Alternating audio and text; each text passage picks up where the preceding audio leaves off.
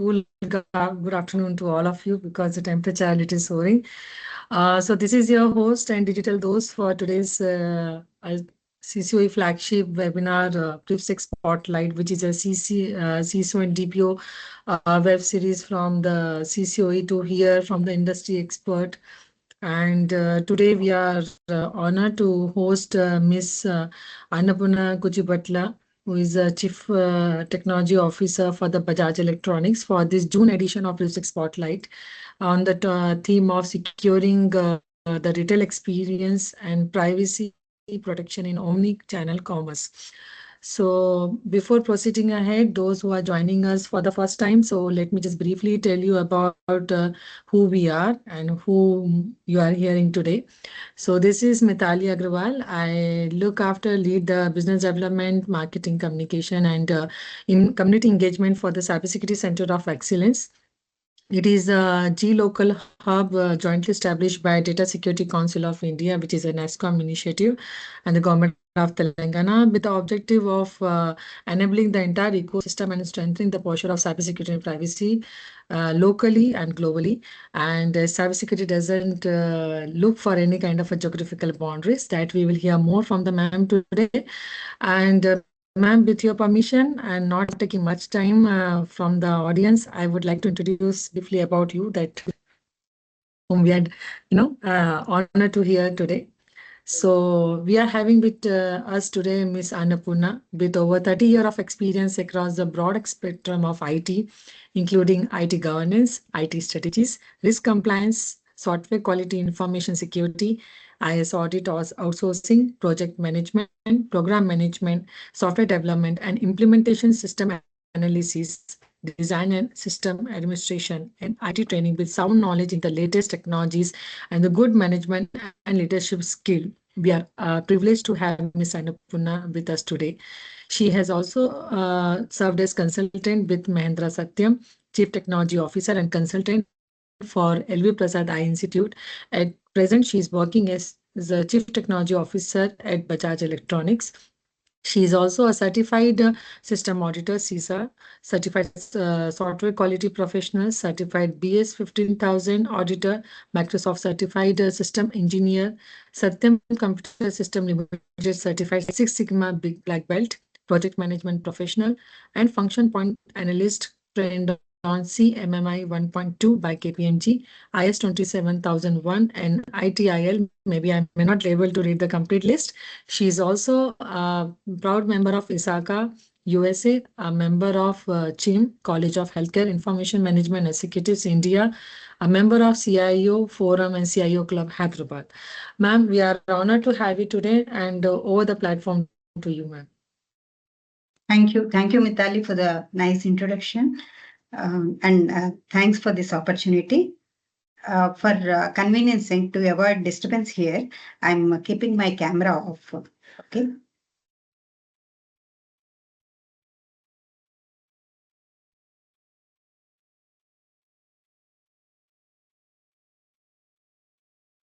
So request thumbs up from all the active or to let us know if you're able to speaker and see the slides.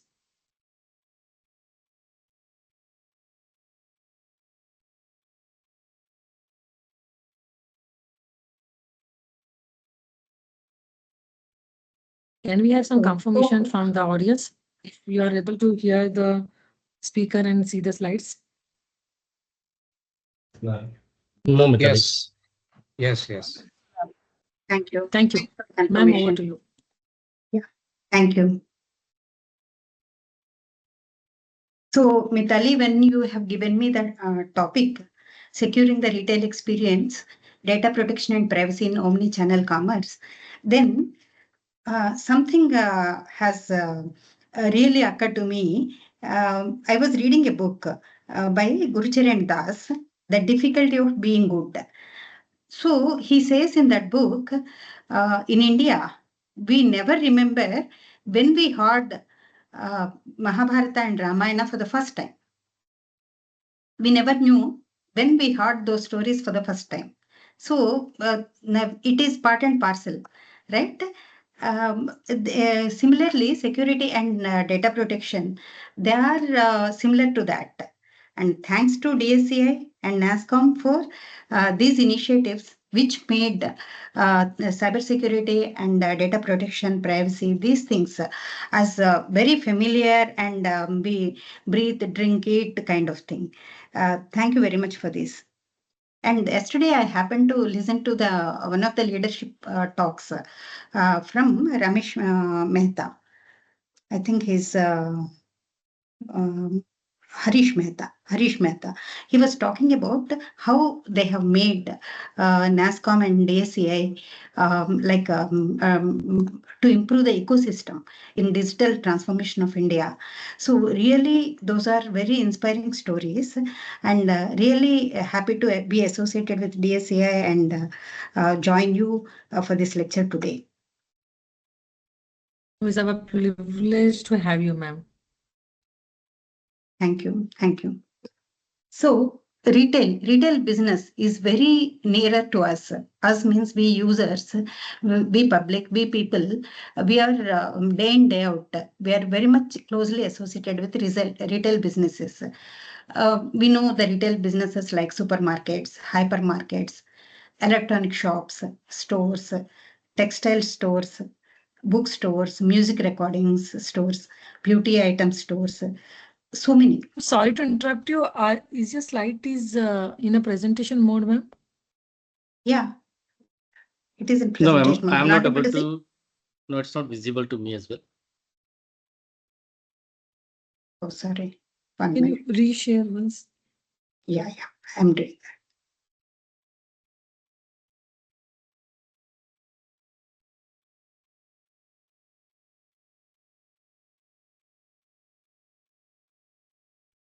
Yes, now it's visible. Thank you. Yes, Thank you so ma'am. much. We can see that, and you are talking about retail being closer to all of us. Heart. Yes. Yeah. So all these stores, retail stores, they're very nearer to us, and we keep utilizing those services day in, day out. So there are many retail companies like our own Bajaj Electronics, Reliance Retail, Chroma, Trend. These are common names, and they're like next to our home kind of stores. Aditya Birla Retail, Fashion and Lifestyle Retail, Future Group, Food Bazaar, Central, Big Bazaar, so many things. Shopper Stop, Lifestyle, V-Mart. Sorry to interrupt you. Can you put it into presentation mode, ma'am, so that we can get a better view? It's not in presentation mode. 1 minute.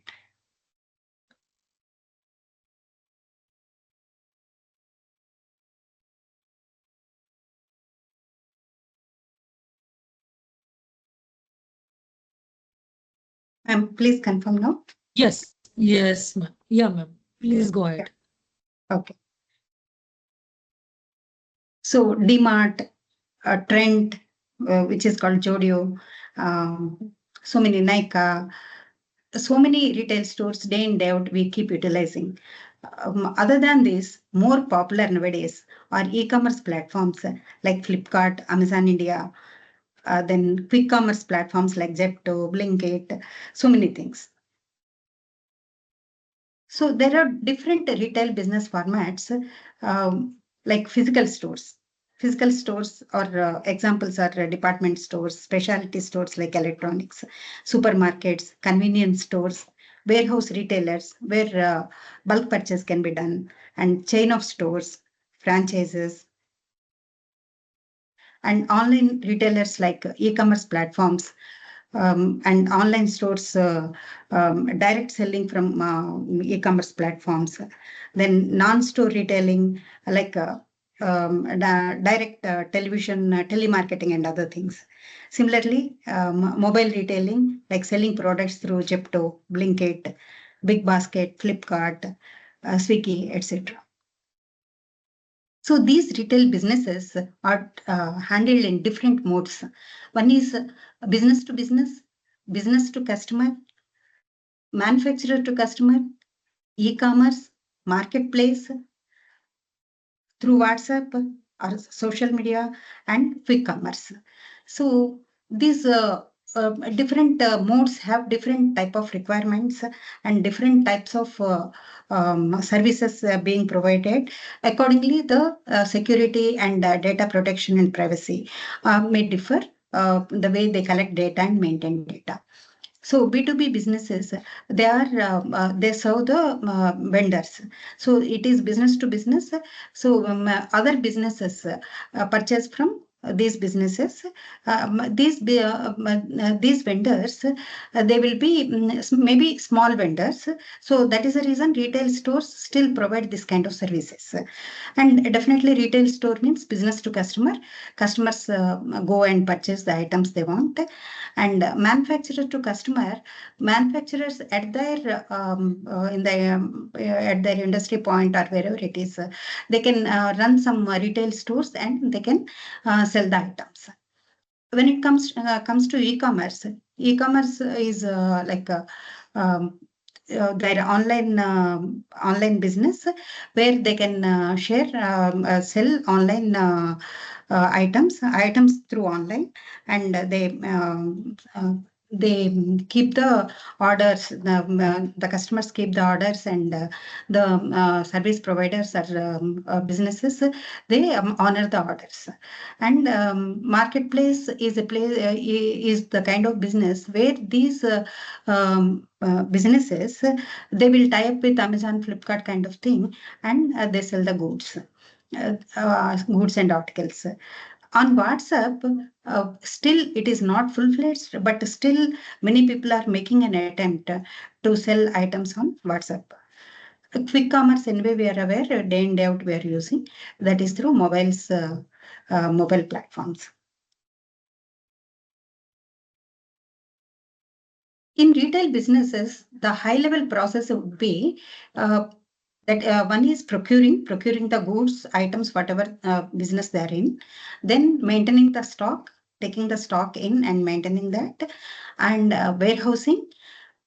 They may keep all these articles, goods, products, whatever it is, for sale and for distribution to the retail stores.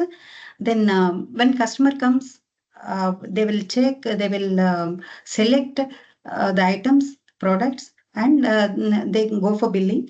So the businesses, they have to make arrangements for proper billing. Then whenever the customer doesn't find the item whatever they want, it is not according to their specifications, or if there is a problem in the item, any defect, then the customers, they may go for sale return. So there should be provision at the stores for sale returns also. And once the customer selects the item will be dispatched from the store or from the warehouse, wherever it is, to the customer address, customer's delivery address. So this process is delivery. So the through transportation, the service providers or the businesses, they arrange delivery of the goods, delivery of the items to the customer place, customer shipping address, and they will take the confirmation that this item has been delivered. In advanced cases, customers' feedback, whether their satisfaction level is good, bad, whatever it is, that also will be captured.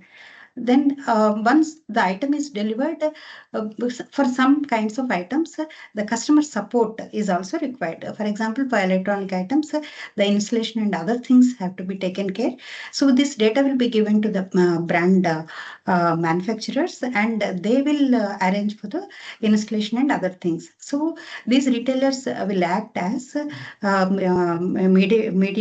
mediators in between, where the customers receive the items and what kind of items they received, what is their address, what is their phone number, and when they are ready to, when it is delivered, so that the brands can go, manufacturers arrange for installation and other things.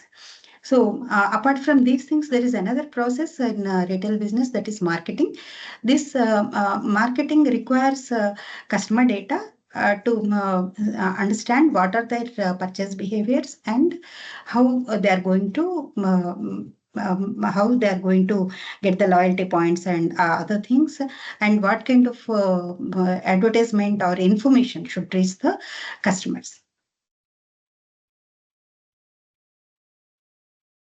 So in today's context, omni-channel commerce is the ability of the customer to do shopping anywhere, like online or offline, that is in the stores, or through mobile, or through any of the channels, through social media or whatever it is.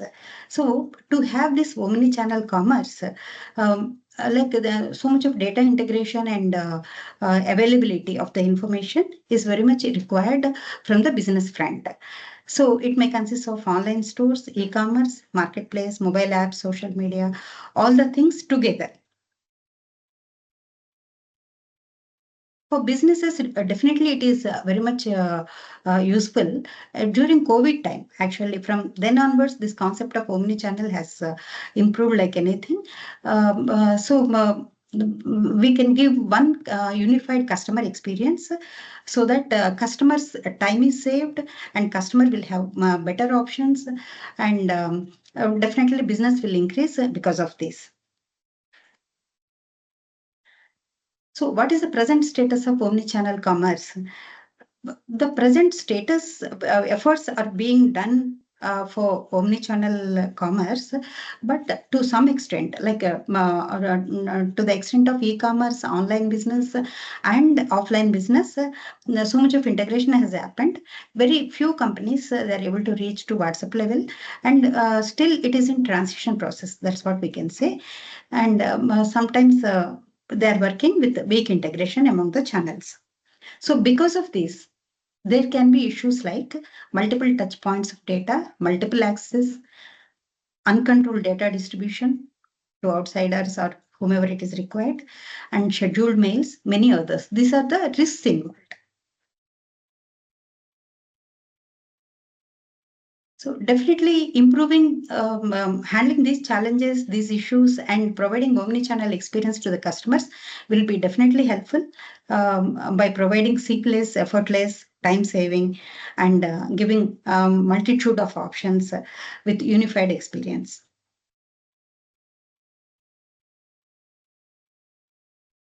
Generally, whenever we go to a store, or whenever we want to buy, what kind of experience we would like to have, and what are our expectations as customers, for example. So we should be able to know and see all the options with specifications. So entire data should be available if it is online, if we are with images, with a feel, look and feel. And if it is offline, proper demonstrations and all are required. All the specifications should be provided, including discounts, offers, whatever it is. Data services available when he or she wants. Synchronization between online, offline, WhatsApp, and marketplace are required. Billing done faster once the product is selected. People don't want to wait even a single minute. So this is the catch, where here the security and privacy kind of concepts will come into picture.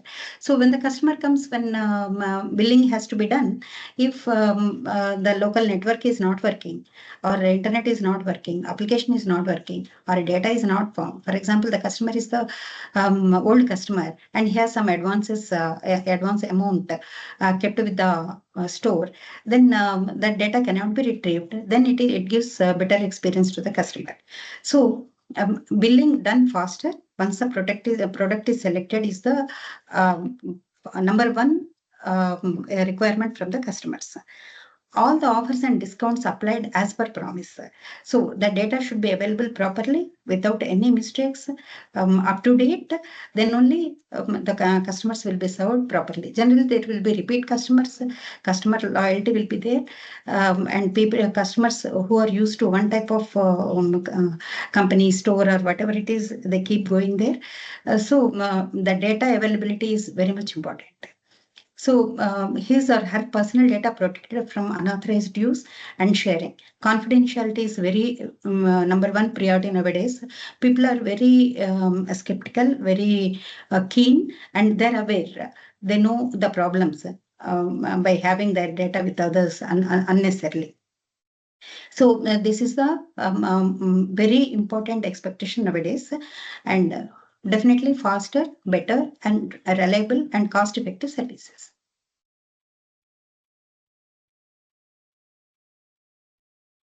So responsibility of the business is then to provide a seamless and consistent experience to the customer, ensuring consistency and availability, data integrity, data protection, and data privacy. So whatever customer expectations we have discussed, they amount to these points. Okay, so to have data, when the customer wants to buy something, all the data available in a place, then may be a challenge. If the data is in silos, data is available online but not offline. It is available offline but not online. Then it's an issue. It is available in one store. It is not available in another store. That is also an issue. So if data is in silos, then there will be many problems. Then data security issues. Data is available, but there are integrity issues. So the data is not updated properly. Then there may be a problem. Data protection issues. So the data is available, the customer is able to do it, but the data is shared with all the unnecessary people. Suppose if the cashier is doing the billing, other people, they may not have the entire data. If the cashier is doing the billing, cashier has enters all the information, but after entering the information, the cashier need not have any information, any control of that data. They need not even view. So that kind of facilities should be there.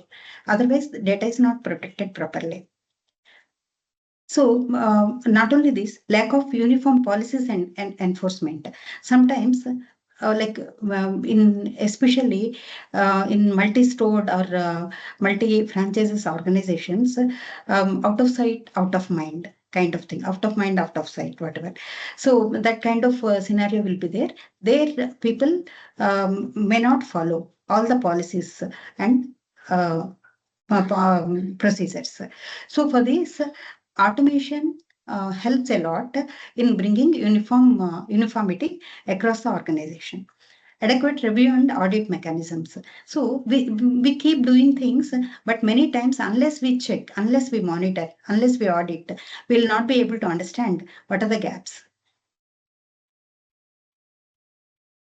So the number one solution or first step, what we have to do is we have to go for data digitization and digital transformation. Data digitization is having all manual data which is collected in different departments, different stores, different areas of the company into not only into Excel sheets kind of thing, even Excel sheet is also digital data only. But if it is converted to a database and if an application controls it, then it will become uniform. So digital transformation is the first step before we resolve all the challenges. So this digital transformation is can be divided into different areas. One is billing and front office activities and back-end activities which an ERP can address, and online purchases and other things which can be part of either this billing part or ERP part or wherever it is, whatever way it is secured and seamless. So this kind of automation is very much important.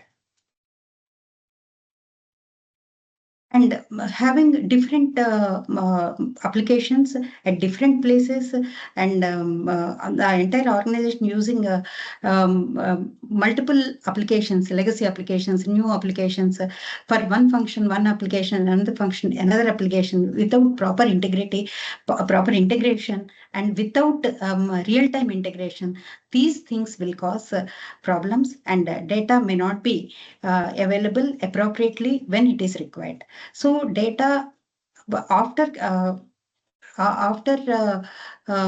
for digitization and after going for digital transformation, the entire data should be brought into into the application, and the process are to be implemented, and the applications are to be implemented across and stabilized. So while doing and even after that, there should be security controls implemented across. The security controls are required to see the integrity and availability of data is there. For example, if the server where this entire data lies, if the server is not working, so across the data is not available.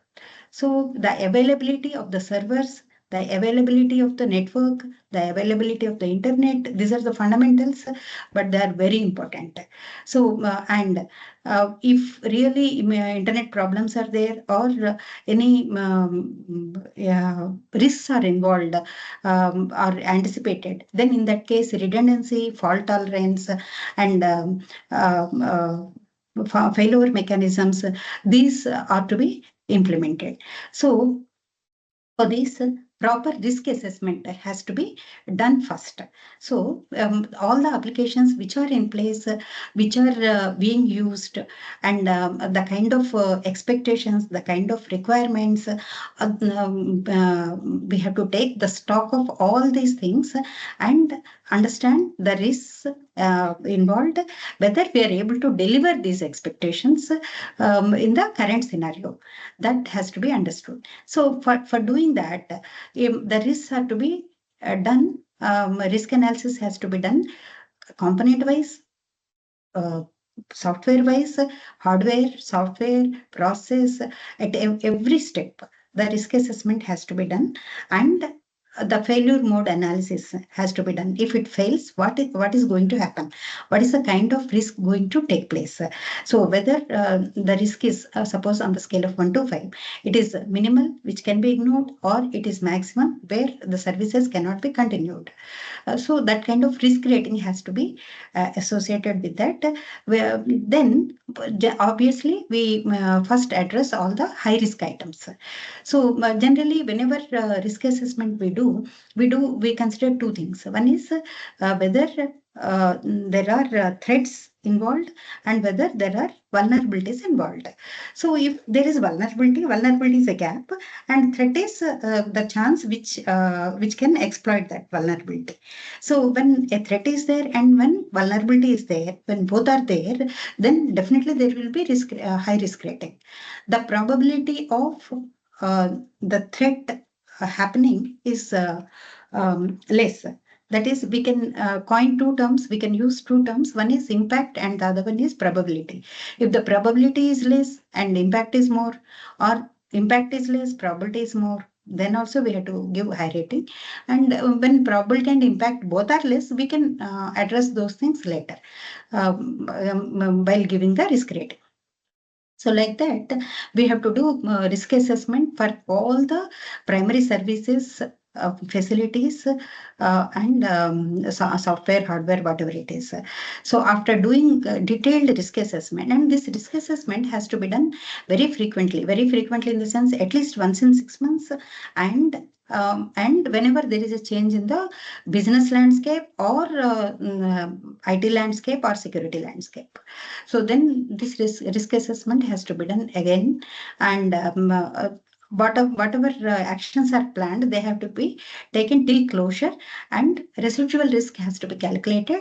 That is the continuous activity like then, and this risk assessment should be part of enterprise risk assessment, so that it will fit in the overall organization's risk assessment. And if there is a tool, and the people who are responsible for acting upon that, if it is decided, then there will be a tracking. That is the best practice to be followed. Then once this risk assessment is done, actions are planned, then the kind of controls, what kind of controls we have to establish to see that whenever the customer is there, the data is available, the resources are available, the infrastructure is available without any problem, and immediately the work is done. For that, certain controls are to be established. So these are all we call them as onion layers kind of thing. It is like from outer to inside, inner level, outer to inner level, this thing. So these are environmental controls which safeguard us from fire, flood, earthquakes, and all those things. Physical controls, they are like with biometric controls and all. We can see that the people who are eligible or who are entitled to handle the servers or the IT resources only have access. Others do not enter into the server room or wherever it is. And network controls, people whom VPN access and internet access, server access or cloud or whatever it is. So only eligible users will be given access, and antivirus patches, all these things are taken care appropriately. Routers, firewalls. Firewalls is the very, very essential thing to control outside traffic inside. And while keeping these firewalls also, we have to again take a stock of the applications and applications, hardware, the infrastructure, the network design, everything. And these things are to be decided where, which server, in which network it has to be there. And we have to decide which servers should be there in demilitarized zone, which should be in a particular segment. All these things are to be decided. This improves safety and security and availability. Otherwise, there may be chances of denial of service, and the servers may not be available, or the data may not be available when it is wanted. Antivirus is another very, very important thing nowadays in the era of ransomware and other things. So it is a nightmare without appropriate antivirus softwares and the controls available. And nowadays, antivirus softwares are coming with a lot of very good features. Like they take backup also before, whenever something is happening. If that signature is not available with it, and if it is not able to stop it, it will take backup, and at least it will save the data, so that data loss is not there. So always it is better to have analyze, compare, and understand, then only purchase the antivirus softwares and all. And all the patches at hardware level, at software level, antivirus level, at every level, the patches are to be up to date. Otherwise, we have seen when hardware XPs are not replaced throughout India, especially throughout world, healthcare and other domains, they got affected since that XPs have that problem during that period. Similarly, Windows 7.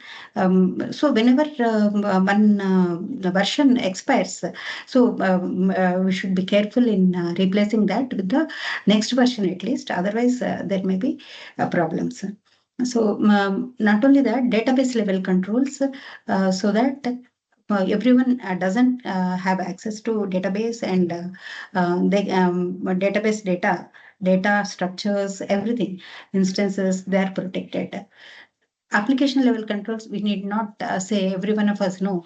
We should give access only on need to know basis. So whoever needs data access to whatever level, even to the level of field level, that access should be controlled. And apart from these security, I'm giving only overall view, but everything itself is a big topic in itself. Data backup and restoration is very, very crucial thing. And this also comes under data security, protection, and privacy also.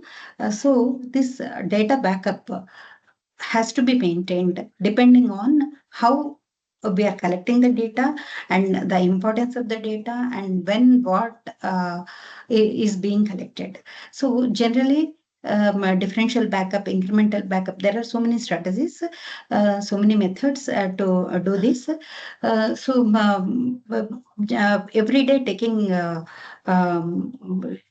differential backup and every like or weekly once complete backup, or every day taking complete backup and taking every 1 hour or 5 minutes or 10 minutes. It depends on the business and the kind of availability needs and the kind of data build-up can be done, how it can be done in that particular organization. Depending on these things, the data backup strategy has to be decided.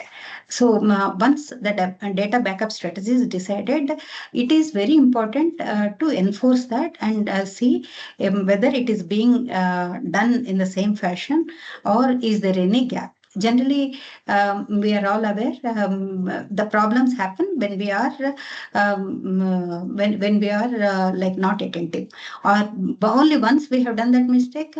Only once we did not attend, but that day itself we will get a problem.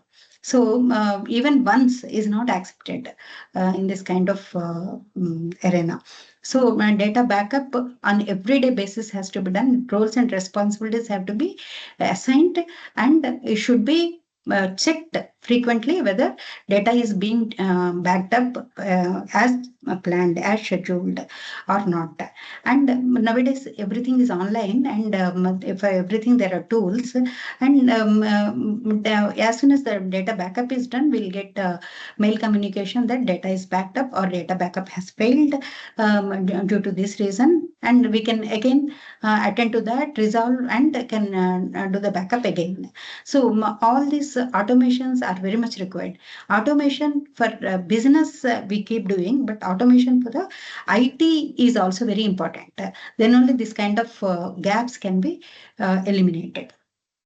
And okay, data backup is taken, but whether that backup is working or not, things will not work.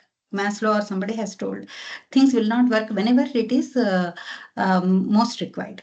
Things will not work whenever it is most wanted. It is like that. So we will be happy and confident that the backup is being taken. But after some time, when we wanted, really when it is required, that we cannot restore it. So that kind of problems may be there. So always we have to have restoration policy, restoration procedure, and periodically we have to check whether the data is being we are able to restore the data properly or not. So again, all these things come with a cost. So we have to prioritize what is very important, what is for what we have to, we cannot compromise, what is very critical, that we have to decide, and we have to take care of this restoration process also. For all these things, registers have to be maintained, and there should be proper communication, and it should be verifiable that whether really it has been restored, they have seen the contents, everything is perfect or not. So that gives a lot of assurance. Then once we maintain these things, okay, we are maintaining data backup, we are seeing, we are ensuring that it is, we are able to restore. But suppose something happened and one particular unit is not working. For example, a server is there, that server is not working. Where a lot of data is there, application is there, and without accessing that server, we will not be able to continue our business. In that case, so how do we continue our business? That is like a unit outage. For example, the place where we are working, we are not able to work. We cannot continue our work, and but we have to deliver certain things without any delay. Then in that case, for example, we are running online store and online business we are doing, and our facility is not working from where this computer center servers or whatever this IT people are working, that facility is not working. Then how to continue the business? Then for example, if we are not able to continue from that city itself, how to continue the business. So these things we have to critically analyze, and we have to plan for that business continuity. Maybe it is a unit outage, component outage, or facility outage, city outage, or country outage, whatever it is, depending on the business, depending on the volume, depending on the criticality. We have to have this process in place. So business continuity plan has to be prepared depending on the critical areas, and for each failure or each outage, what is the continuity plan that is to be worked out. And after working on the continuity plan, after preparing that plan, then how soon we can recover from that situation, that is disaster recovery from that disaster, how soon we can come to our regular work. During business continuity, we may not be able to work on all 100 items, all 100 tasks we generally do. Maybe all critical tasks only we will be able to address. But that is the reason we have to come to normalcy very fast. So for that, disaster recovery plan also should be there in picture. So analyzing what kind of problems may be there, and from each kind of problem, how fast we can restore, and what are the mechanisms we have to follow. Everything should be documented, and the phone numbers of the key people whom should be informed in the scenario whenever there is a disaster. All these things to be documented, and they are to be communicated to all these people who hold this. Who have to participate in the case of business continuity or disaster recovery, along with their roles, responsibilities, and the procedures they have to follow. Everything should be there, and people who are responsible for these things, they should know what should be done if in case of a disaster or any problem. What is the first step? Who has to do what should be done in the first minute, what should be done in the second minute, like that. This is called act sheet, and that should be shared with everyone. And these disasters may not happen every time, right? So for that, in every very frequently, this has to be reviewed periodically. This has to be reviewed and to be updated, so that it is always up to date. Otherwise, there is no point in having.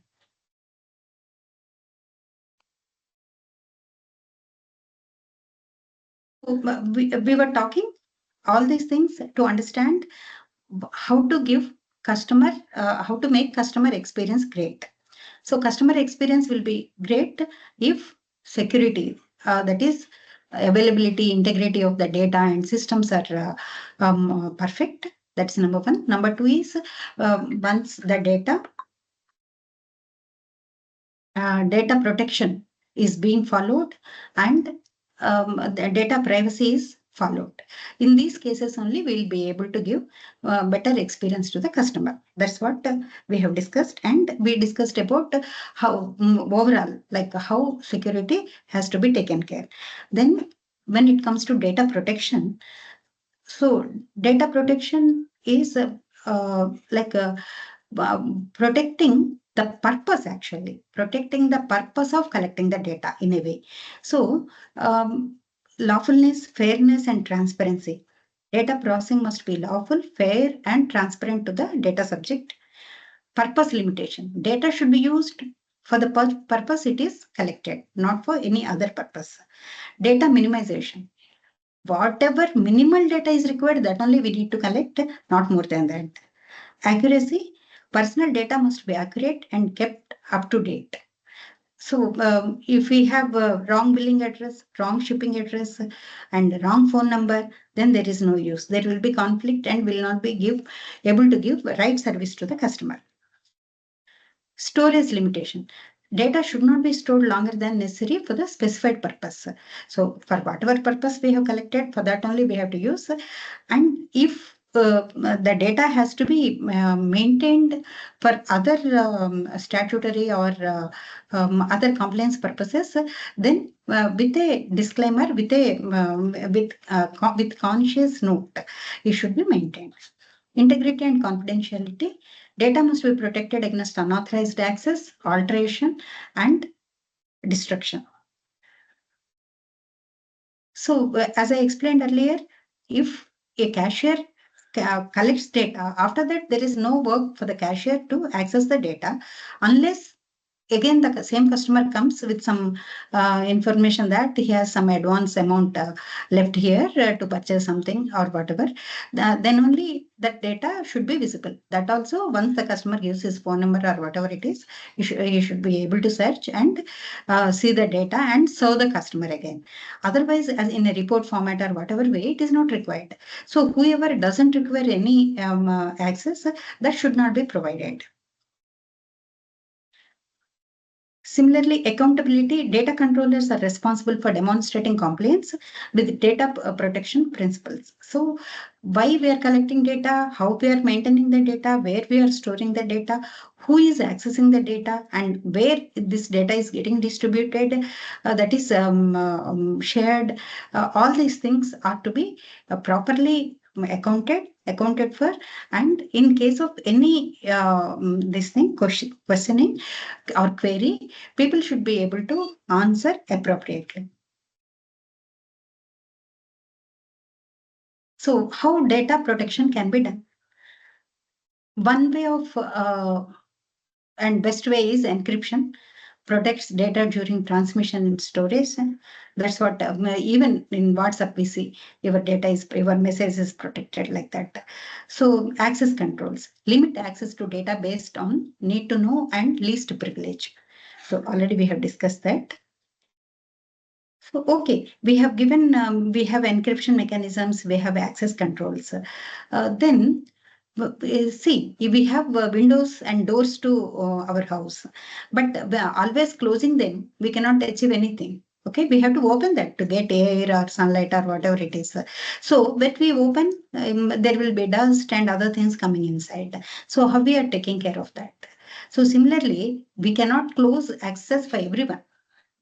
At least some people will have some access to continue their work, to do their work.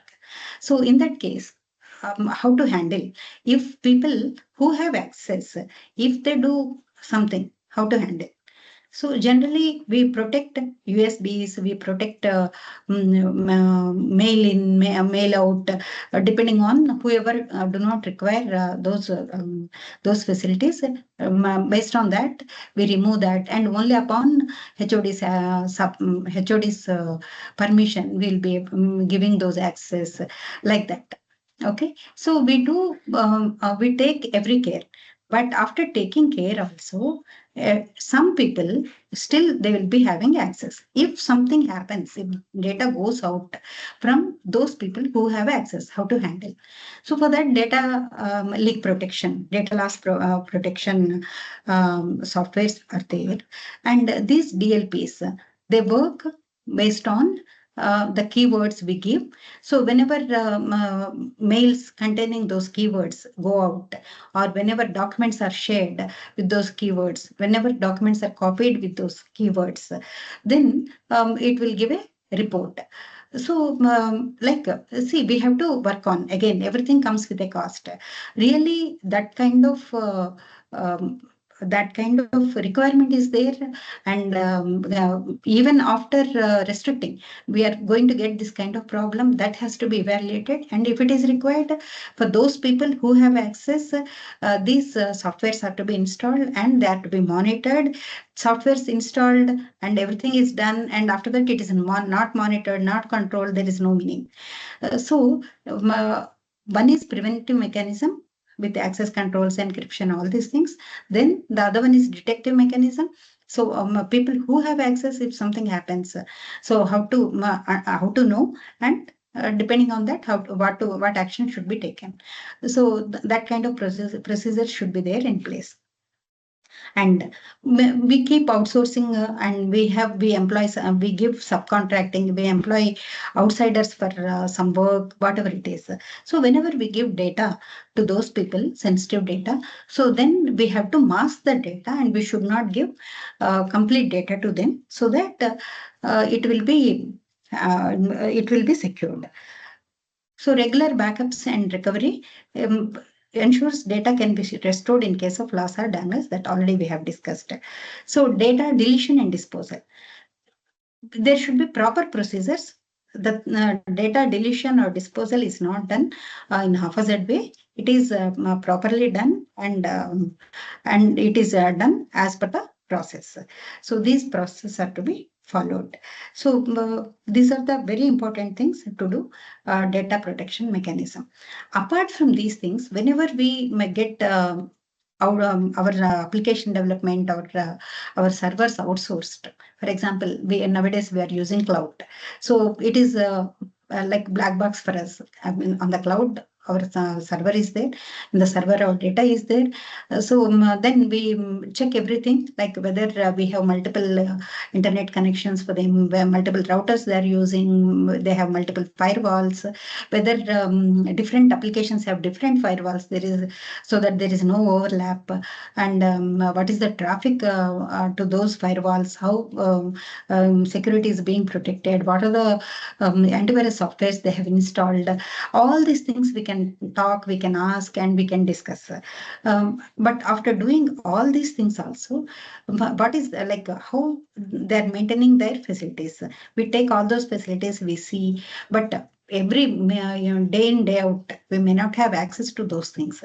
So then how to ensure that our service providers, like cloud service provider or any other people, how they are maintaining our facilities.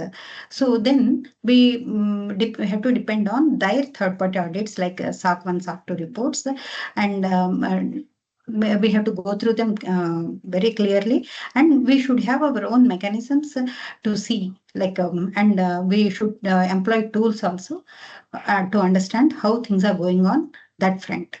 Similarly, when we outsource our applications, application development, the our vendor may have access to the database and the application. So we have to make all the procedures in place to see they have only the required access. Even there is segregation of duties in the roles that their team is managing, and we should keep monitoring what kind of access they have, and who is doing what. We have to see logs, database level logs, all these things. So so that and all these things, not only doing, not only say, trying to do and having some secured feeling, we should document it. Why? Because in the like for example, our Data Protection Act, Data Privacy and Data Protection Act, it has legal binding.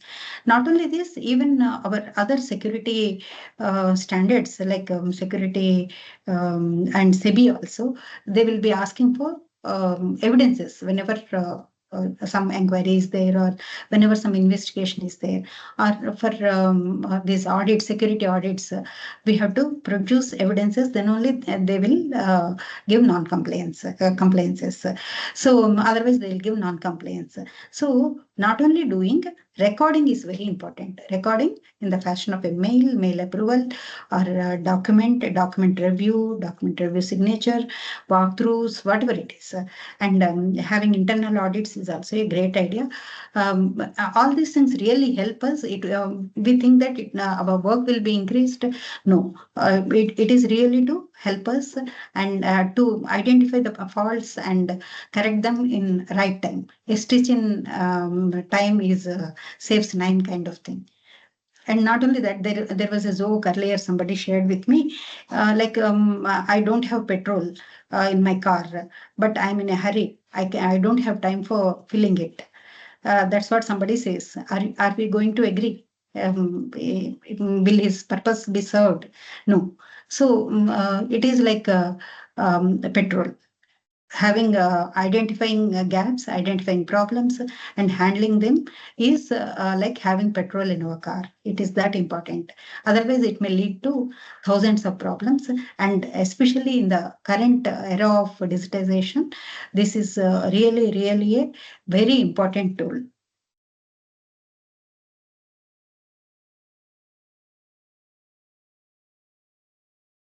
Yeah. So we were discussing that security, protection, and privacy. These are the three important things nowadays the customers are asking. They expect by default. So a privacy policy document that explains customers how the organization collects and processes their data. It is made available to the public by organizations required to comply with the privacy regulations. It is very compulsory nowadays. All companies, almost all companies, they are keeping their privacy policy on their websites so that it is publicly available and people are aware. And I have seen many people. Nowadays, customers are so educated. They're aware of all these things, and when before they do some business, some purchases online or even offline, they go to the website and they read the privacy policy, how we maintain the data and other things. Why? Because these purchase behaviors, purchase patterns, all these things. Nowadays, this is a era of neural network, AI, and machine learning. So this data is very, very important. So why data privacy is important is it is fundamental human right. Actually, in the law, it is written that it is a fundamental human right. The same concept has been extended to digital data also. It is not a new thing actually. So now it is extended to data, digital data, and since digital data is very fast to be shared or to go anywhere, kind of thing. So it has become all the more important now. So, and it protects individuals, building trust.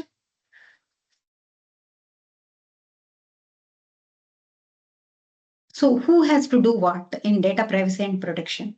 Data protection officer appointed to monitor data protection practices and ensure compliance. Chief Information Security Officer is responsible for security strategy, implementation, and protection also. Information asset owner responsible for the security and management of specific information assets. So whenever somebody asks access to a particular piece of information, so then the department HOD is responsible, the business head is responsible to give approval whether that person requires that kind of access or not, since they are the owners of that data, and IT is only custodian of the data. Data controller, the entity that determines the purposes and means of processing personal data. Data processor, the entity that processes personal data on behalf of the data controller, or data fiduciary. That is, for example, if I'm getting some software developed and outsourced it, so the outsourced vendor, that vendor is called data processor. So we should be very careful with the third party developers. We should have NDAs in place with their teams, and access, we have to keep monitoring what kind of access they have, whether they're moving some patch or some version without our approval to the production. That we have to keep monitoring. We have to see the logs and all the security checks. Earlier days, the software is assigned to them and development is assigned to them. They are developing. We check whether functionality is working or not. It's not that now. We have to check 1,000 ways that the security is ensured, and privacy is ensured, protection is ensured, all these things. If really critical data is there, real sensitive data is there, maybe we have to go for DLPs and other things like MDMs for their employees also. And especially all individuals who are handling data are responsible for following data protection and policy, protection policies and procedures. So generally in retail industry, the personal data collected would be related to customers details like name, billing address, shipping address, phone number, mail ID.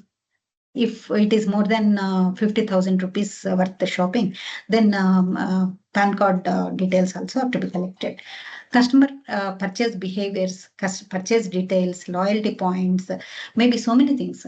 See, nowadays, even between wife and husband also, we cannot say that they are the same. So without customers' consent, we should not be sharing the data to even to their family members. That is the sensitivity. Customer purchase behavior, advances, CCTV footages, all these things are very important. Unless it is compulsory by police or somebody else, like a statutory requirement. Otherwise, we should not share these details with anyone. Even within the organization also, there should be proper access controls for each and every item of these things. Similarly, employees' data, very important. Like any company, it is employees' data is collected and it is kept confidential. One thing is in retail industry, we do not take customers' credit card or details or anything. They are not stored in the softwares. So that is one thing, one type of data minimization we are following. We don't save customer credit card numbers or any other details. And another thing is we give access in the sense the customer can come and inform that their phone number is changed, for example. So with proper approvals and verifications, so the phone number can be changed. And even customer billing address, shipping address, if they want to change with proper verifications, those things also are done. Employees' data and vendors' data also being collected. Vendors' data, generally vendor it's a company. Even if freelancers are there, they come under employees category, like contract employees, freelancers, or whoever it is. So along with them, their data is protected. Vendors' data, their GST numbers, their company address and other details, they are protected. Only people who work with that data only have access, and others, they should not have access.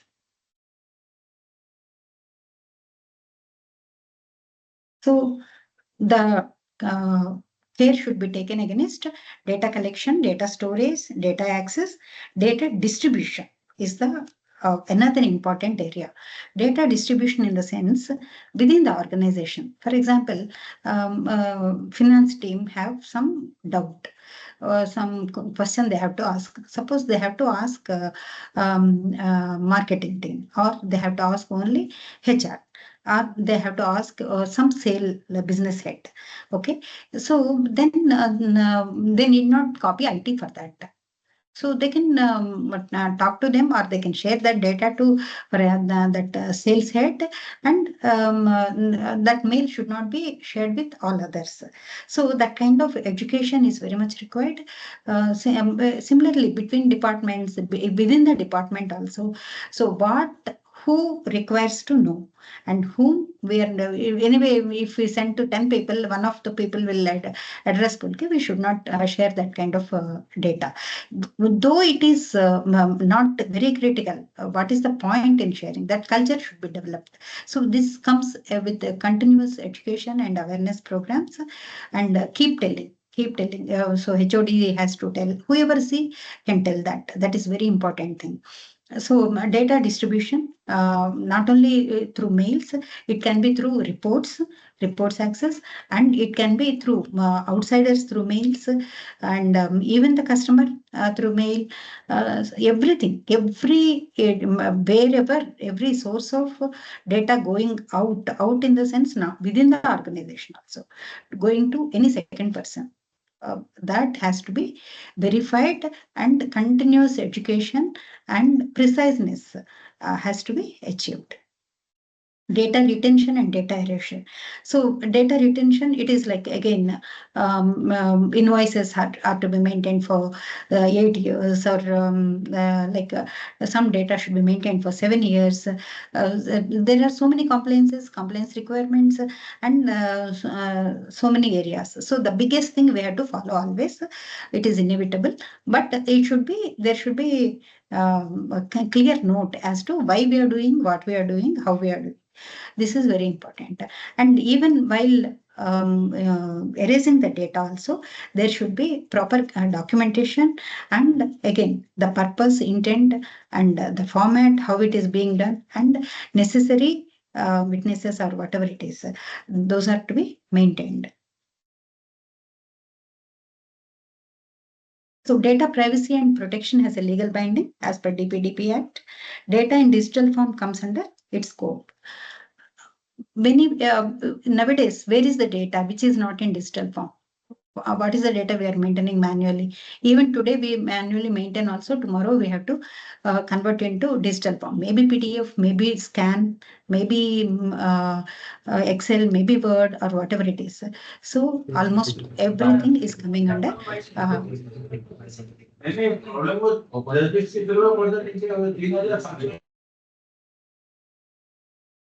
Everything is coming under digital form. So overall, in a retail framework, to ensure privacy, to ensure security, privacy, and protection, what are the actions we have to take? A framework which encompasses data governance, security, privacy, and protection has to be made.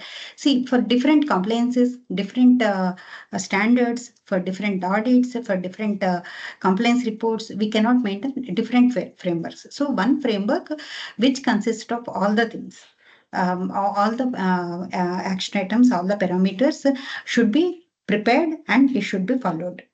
Preparation of data security policy document, preparation of risk management document, preparation of BCP, business continuity plan and disaster recovery document, preparation of checklists for various compliances the organization is responsible to comply. So we prepare the documents to get policies and procedures as a single document. But while preparing for compliance, for audit, for internal review, or whatever it is better to have different checklists so that we can check each and every point based on that particular compliance. Preparation and baselining of data protection policy document. See, whatever is right now, tomorrow it may not be right. So if they continuously undergo updates as per the requirements, whenever there is a change in the organization, in the business, in the ecosystem, or in the software, hardware, whatever it is. So the versions should be maintained and the latest version should be circulated to all the required people.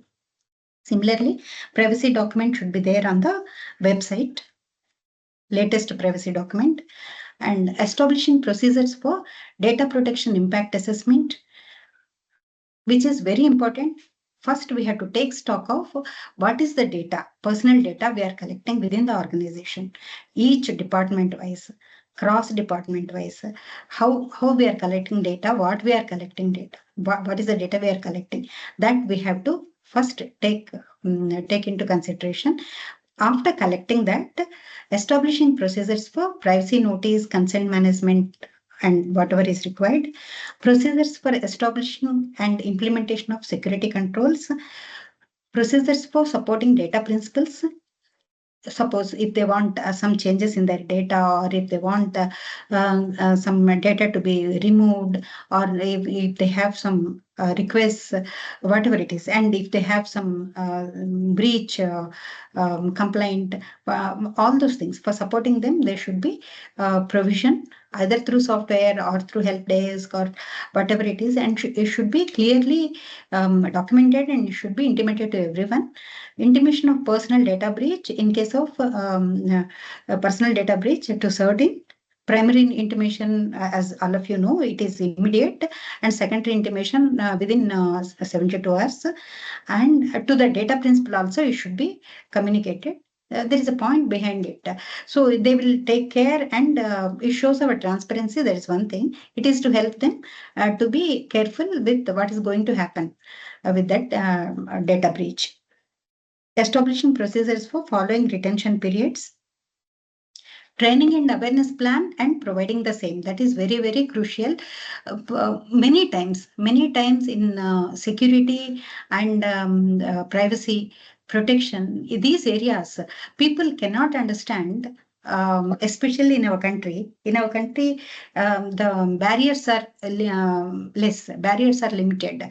So people keep sharing so many things, confidential things also. So we have to keep on telling. They don't see the importance or criticality of these things. So we have to keep on telling, though these things look obvious, so don't take like that. Okay, we need to educate them. Preparing SOA, statement of applicability for security. So there are so many controls with respect to ISO or application level, this thing, or whatever it is. So all these things may not be applicable for every organization. So out of all the points, the standards mentioned, or the regulators ask what is applicable for us, that we have to first prepare the statement of applicability and concentrate on complying those things. Establishing monitoring and auditing mechanisms, monitoring and actual monitoring or auditing to take place. Depending on monitoring and auditing, the corrective and preventive actions are to be taken. And many times it is a wise idea, and it is a wise idea to take help from auditors. So you can put the gun on their shoulders and shoot it. So whatever you are not able to implement, you are not getting cooperation. So when auditors say, when NC is there, definitely it will be done. So we should be faster in implementing such things. Corrective and preventive actions. Formation of core teams involving in charges of all departments. This is very, very, very essential. IT alone is not responsible for all these things, especially even for security, even for this access control, even for distribution, data sharing, even for these things. There should be education and responsibility, accountability with the with each and every department. Of course, privacy and protection or have to be monitored at department level also. Otherwise, it is very difficult. So department-wise checklists. We have to prepare department-wise checklists so that they comply. It becomes their responsibility. So formation of these core teams is a very good idea in the sense that suppose security has to be implemented. So though IT has a role to play with respect to availability, but when it comes to integrity and confidentiality, all the users are responsible for that. Even for privacy and protection also, all the departments are responsible. So one key person from each department has to be part of this core team, and this core team, the same core team can be there for security and privacy also, or if maybe because of the separation of duties or segregation of duties, if it is required, we can have the concerned person, but mostly this core team will be the same for security, privacy, and protection also.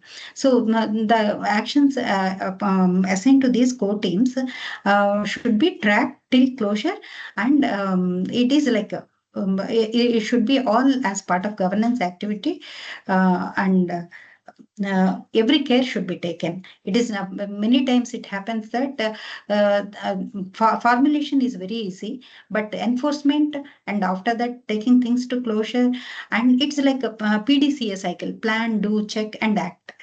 So that entire cycle has to be taken care. Then only things will be in control, and we can ensure and assure that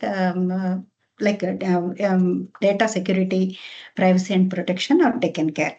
So any application or any process, when it is being designed, then itself the security requirements, privacy concerns, protection requirements, all these things should be discussed. So earlier functionality was important. No, not now. Now security, privacy, and protection requirements are also part of the initial discussion, and from the beginning they should be there. And whenever the functionality is verified, at the same time these aspects are also to be verified. Then only they will get due importance, and organizations will be safe and customers will be happy. Thank you.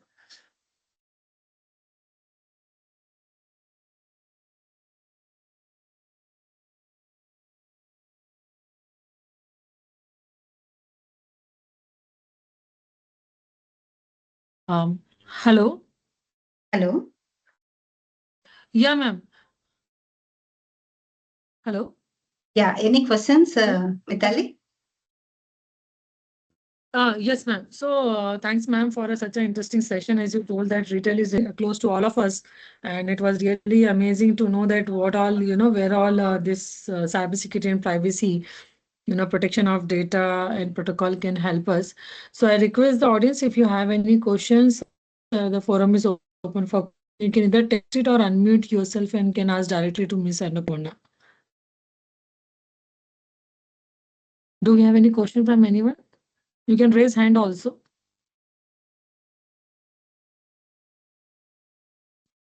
Am I audible?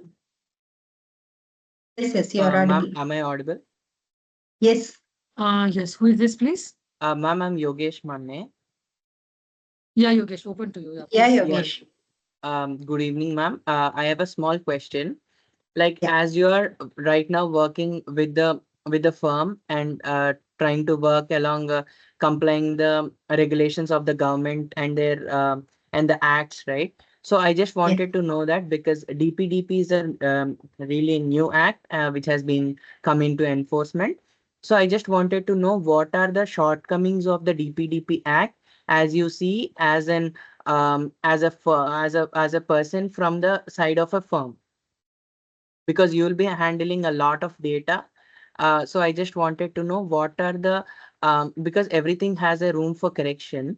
So I just wanted to know what are the limitations that you find in the DPDP Act which can be further enhanced.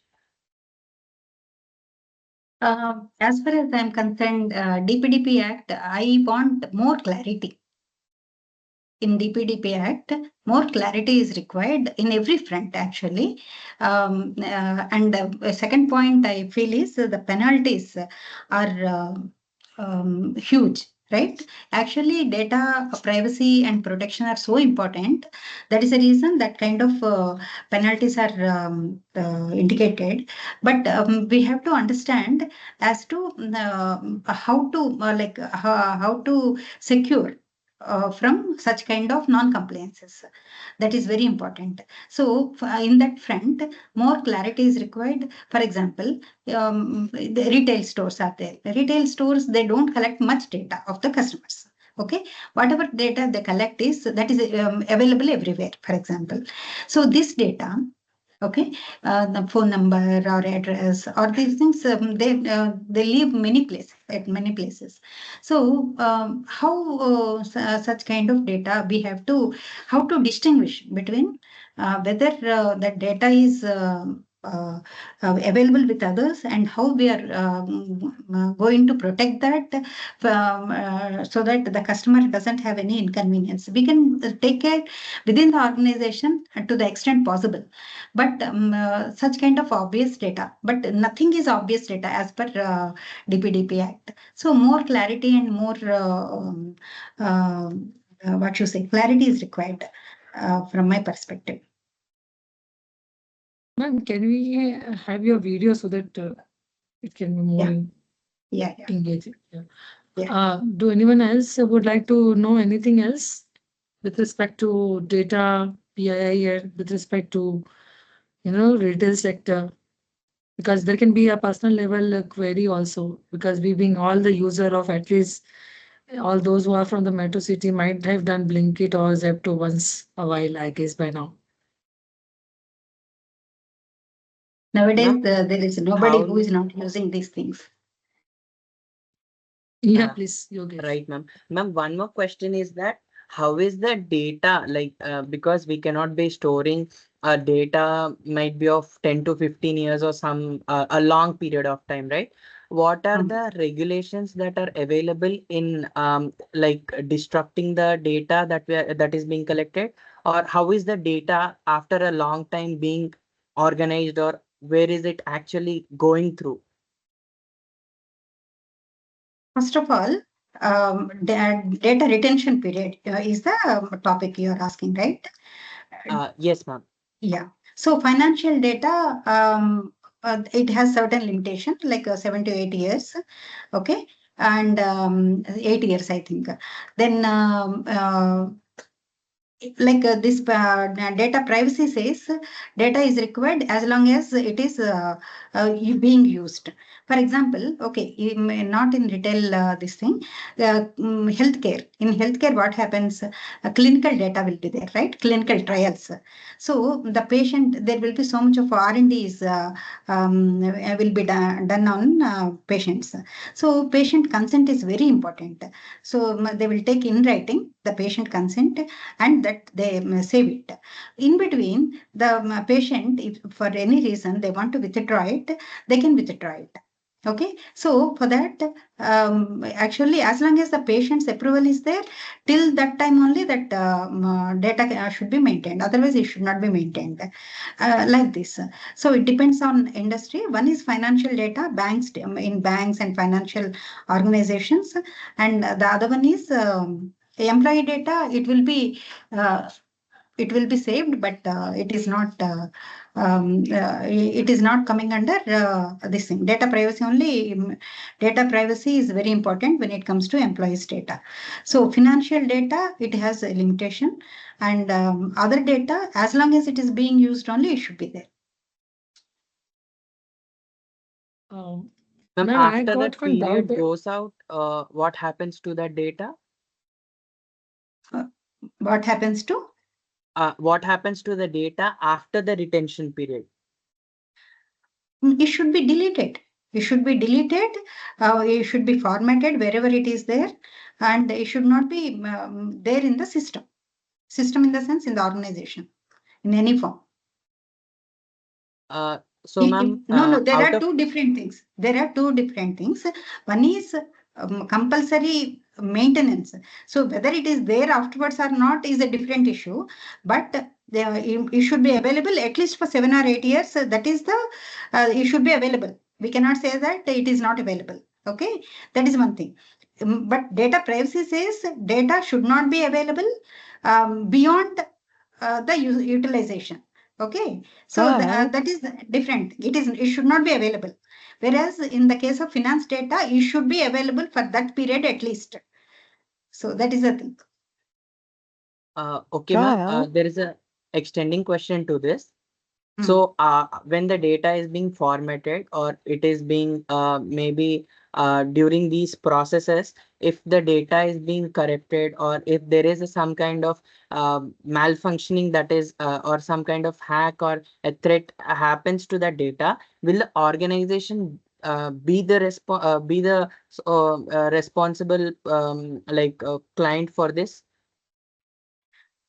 Yeah. So if data breach happens, hacking or whatever thing happens, organization is responsible for that. Okay. So how it is being monitored and who will take care of that? Third party.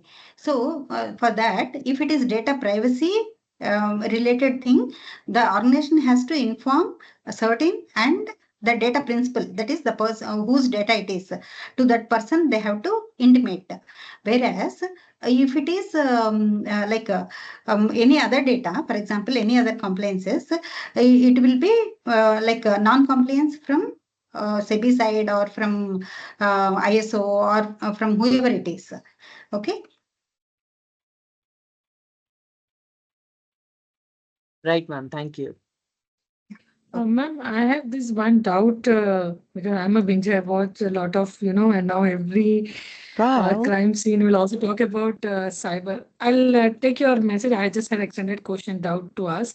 So cyber crime is being increasing now, and you're talking about that employee data. So with my more than a decade experience, so when the people change their organizations, but still because of various reasons your footprint is being traced, whether it is a digital or your person, especially professional footprint is traced. So what is how this DPTP, this right to forget data works, because you need to know that where the employee worked or what is his or her history. So what is your take on that? Means I'm a little bit on a dilemma that where the line of control is there. So you mean to say data, my employees' data, if it is hacked? Yeah, not hacked, man. This is a saying, Kisa, after the suppose employee separates, right? So his data his or her data should be erased, right? But due to various reasons, like the shuttle example is some, forensic thing or crime related thing or law related thing, you go back to the organization to check the, the personal and professional conduct of a person. So that is only done through their personal file or service file, I should say.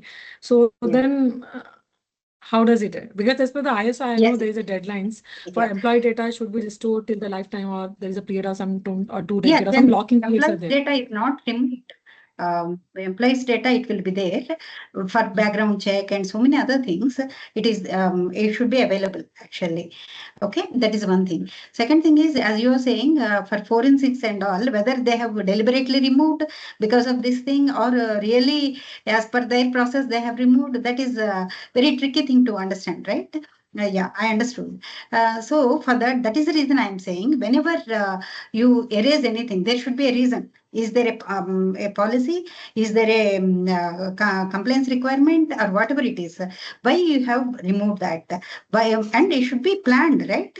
There should be a policy. There should be a procedure, and there should be a reason. And there should be a way of doing this, and there should be witnesses, communication on all these things. Then it is genuine. If all these things are not there, definitely forensic people have to suspect this department also. So as per like 9,000, which says 15 that, the change management process. So whenever any major change happens like this, erase of critical data, then obviously as you think it has to be backed by a solid reason, as it comes under code of conduct. Yes, everything should be documented. It should be. It is like a entire end-to-end process. So abruptly, it should not be done. And only one communication, even one missing link in this from policy to final communication. In between, there are some 10 steps. For example, even there is a gap in one step. Also, it is not accepted. It is a grave error, blunder. Okay. And nowadays, Dr. Jayapraj, yeah, ma'am, please. Nowadays, the external audits are so stringent that we cannot imagine they can go to that level. And even one smallest gap in this process, they're not going to accept and they're going to raise it. So that Dr. way, Jayapraj, you wanted to ask question, ma'am. I just pass on to the next. Yes, please. Dr. Jayapraj, Ena Saluni, do you want to ask a question? Yeah, we can hear you. Look like some automated voice to me. Trial. Yeah, we can hear you. I have seen a couple of messages saying that internet is voice is breaking something. Very sorry for that. No, ma'am, I could hear you. It could be individual internet glitch. I replied to that. Okay. Thank you. Yeah, Yes. ma'am, this is Varsha. I have one question. Trial. So this Hi, is not Varsha. for the retail or something, but then as we all know, AI is there in place right now. And most of us on the IT sector side, we are using Copilot, ChatGPT, right? Correct. So we all are getting aligned and using these things on our daily basis work. So how safe it is to share our prompts, prompts having from our work documentation, like we do at Zira or something, right? So taking that and copying, pasting there and getting the answer from ChatGPT, how safe it is? Because we have a certain security policy, like our client names or our data should not go out, right? So you mask how it. safe? Yeah. So whatever cannot be shared, you mask it, mask the data and give the prompt. That is the number one. Number two is you can twist and give. You should not use the identifiers and all in the same fashion.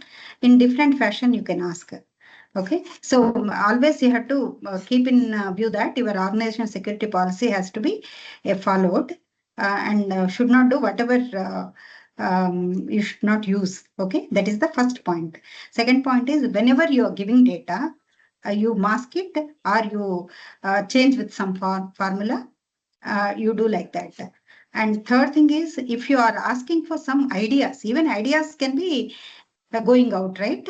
Nowadays, everything is very competitive, and so whenever you are giving ideas, also you must see, you try to do it in a different fashion without using the right intent and right word. Try to get information in a different way. So otherwise, don't use that. Yeah, I agree. Because I do that ABC. I'll replace with ABC, XYZ Yeah. or something like Yes, that. yes. In Very that place, important. so that yeah. And also these days we see everyone is applying for the jobs and using Chat GPT to create ATS relevant their resume, right? They Uh, are also like putting their entire resume there with ChatGPT and asking it to transform it. So is it again safe? Because our resume will definitely have our personal details, our full name, address, all Nowadays, those details. LinkedIn, everything is on the public platforms only, no, Varsha. Everything Yeah, is on yeah. public platforms only. Our resumes are already there in different fashion. Everything is, if you, like in a WhatsApp group, for example, in our CEOs group, so many resumes are being shared. Okay. So, okay, we are responsible people, we keep it, but we share with so many other people for job and other things. So, and Google has so many things we have, everything, whatever we search, whatever is our idea, whatever we are doing, what is our intent. So, that's what I'm saying. This is the era of neural networks mostly. So, what we are thinking, what is our intent, what is our behavior, everything is there in that. So, Yeah. our data is already out. That's what I mean. Yeah, very valid point, ma'am. Actually, we had to just see that how not to be very digitally disruptive, like how to be more safe because vulnerable. That is the Ma'am, reason we the have to question which we use were Feel to like the getting, extent somehow the it data is is getting required. compromised in one or the other way. Data is not getting sorry, we could not compromised. get you one version. Varsha, you are saying data is getting compromised, right? Yeah, I mean, that's what I feel. Somewhere we are protecting, but then somewhere we are just giving it off. Yes, yes, that's what I'm saying. We have windows, we have doors to our house. Okay, if we don't use those things, we'll be prisoned within the four walls. If we start using that, from us something goes out and outside something Mosquitoes comes can in. come. All these problems will be there. So we had to very carefully strike a balance between these things. Yeah, ma'am, I agree. Line of And control. so much of alertness is required nowadays, and which is not adequate. How much ever alert we are, it is not adequate. That is the wonder. Thank you, ma'am. I Personally, mean, that gives officially, a gist because even I'm a cybersecurity awareness volunteer. So yes, okay, I will take it forward. yeah, Ma'am, the thank you.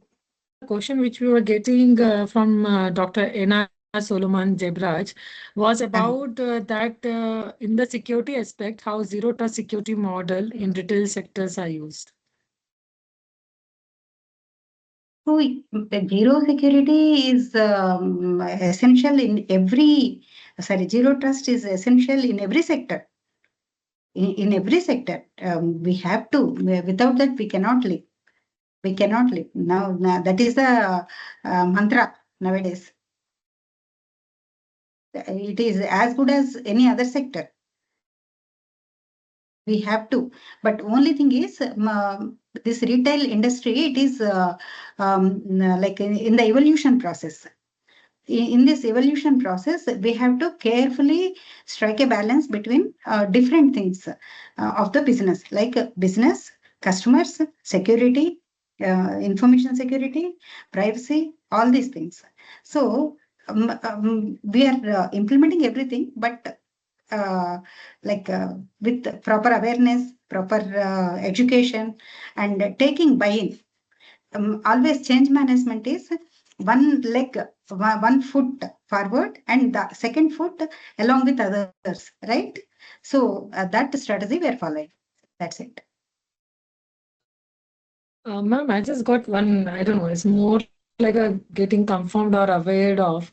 Like nowadays, thanks to Q-commerce, there's a one thing when you're really so, in hurry that you want the groceries in 10 minutes, you love to see that past buy list, right? So one way we are declaring our behavior, also purchasing behavior to the this all applications, whether it is a 10-minute or 10 days delivery like Amazon, though Amazon also can deliver in the same day.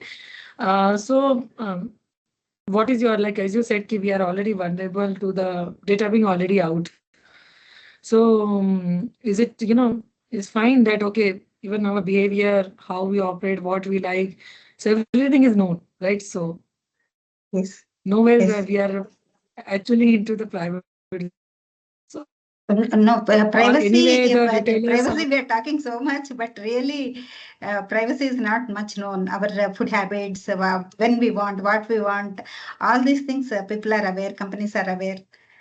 So much of the analysis is being done on those things.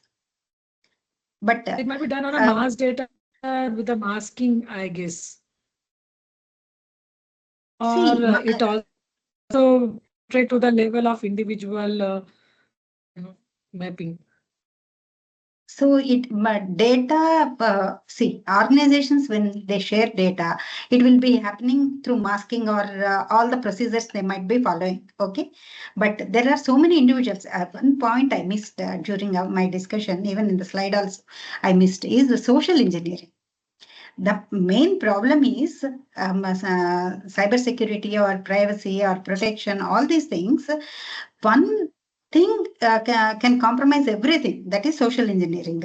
The very right point it touched upon. So this they are mapping. The individuals are involved in this. So these individuals are again in a network. So data going out. See, I don't want to bluff here, sitting here. Only one thing is caution and alertness from our side is very important.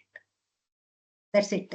So in an organization, that's what I was saying, DLP, data leak prevention. So one person who has access, there is no guarantee that that person can share the data to others. And social engineering plays a great role in that. Similarly, the quick commerce and other things, the people who are bringing food day in day out to us, maybe only one person or two people or three people, we do not know who is monitoring what, who is seeing what, we do not know actually. So again, that is the reason person side security, privacy, awareness, alertness, these are the key nowadays. So we should be very careful about our these things. Suppose we go earlier, we used to go to ATM. In the ATM, we used to take care who is looking at us, who is there behind us. These things, right? So minimum care we used to take. So that there is nothing more than that consciousness. That's it. Presence of mind and consciousness. We should be taking every care. Great message. So we are It is a concluding on the personal consciousness. responsibility. So yes, ma'am. No, it is. I guess the last, bottom line of the entire session is like, concluding on the consciousness that you can go with that, especially when we are in this mass business of being into the retail, being because whether it is a food or anything we are using, we are already sharing our data. We can be only cautious seeing that, okay, if we see something unusual pattern, we should be cautious to report it to the concern or raise the concern to the support team of concern team or something like that. It could be a savior for us. Any other question audience has? Otherwise, you can write to us. We can get it confirmed from ma'am later. And one more thing, the session will be also placed on YouTube so that those who miss to join it, because we know this is a working day, you may have your commitments and all. So we will be placing it on YouTube. You can do share with your friends if you find this interesting. And we will be soon coming up with the next session next month with some other sector exploring how the data and protocols to be followed. And we will be sharing feedback. I'm just sharing the feedback form. So those who wish to have a, certificate of participation for for this event. So do share your feedback with us that how you felt about this session, and and also what do you as you know that we do sector specific because this is a CCGPO series. They share amazing knowledge they carry from their field. Like today we to know amazing facts and figures about the retail. Thanks to ma'am. So similarly, so this feedback link I share, I will also share the QR code. So thanks for being in a wonderful audience. It was great hosting you today. And thanks a lot, ma'am, for your time because that is, I guess, invaluable as, I can say the Thank you. commodity Thank you, or Mitali. Thank you, all the audience. asset. Yeah. And so with ma'am, your permission, we'll close the session here. Yeah. And Thank you. we will be giving professional with the CPE points. So over 2 CPA points. And for student, I'm sure you would have got a great learning, because at then you will all come to the industry, not this industry, maybe some industry. So you'll get to know that how the industry works. So stay tuned with us and do follow us on our different social media. We are on LinkedIn and WhatsApp channel, X, Instagram, everywhere. So it will help us to, come with the new and amazing sessions every time. And many of the session offer click away. You need not even pay for it. So only thing is stay ahead of everything and do join us whenever you get to know about such amazing session. Spread the word so that many more people, as madam talked about the consciousness. This is all the game of awareness. So your one awareness and maybe someone attending the session can save them from, the cyber. We do listen alert on. So to join us today. And ma'am, thanks a lot for a wonderful session. And ma'am, is this was not asked, but it was since it was asked in the last session. Uh, anyone would like to have a copy of this? Do let us know, ma'am. Do let us know if you are this learnings which you have summarized in this PPT. Is it open to share or it is private to Yeah, you? it can be shared. No problem. Yeah. So if anyone would like to have a copy, you can write to us on our office.ccu ID. We send to us, and then we want everyone to be more secure. The last note, like is the Supreme Court told that digital access is a fundamental right. So fundamental duty to be digitally secure. So all of us play our part well and be digitally secure. So thanks to all of you and sign off for today. Thank you, ma'am. Thank you. Thank you all. Bye. Thank you. Bye.